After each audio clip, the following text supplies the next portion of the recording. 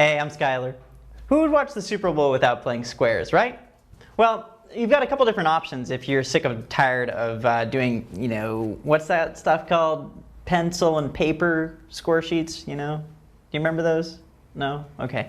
Well, you could download Numbers on your iPad and whip up a quick spreadsheet, do all the data entry yourself. If you're, kind of savvy. Or if you don't want to do that, head to the App Store and look up Football Squares Plus.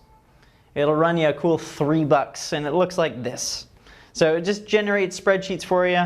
Picture squares are an in-app purchase, so if you've got a pool of people and you want to make it fun, put some pictures in there.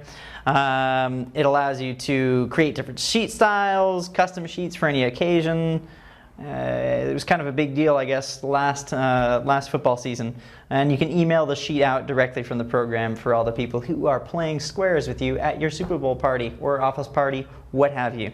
This is a good option. I personally would go with Keynote and just build the sheet myself. I think it's a little bit easier to use, but this is a really popular application, so I don't know, give it a shot. Thanks for watching. I'm Skylar.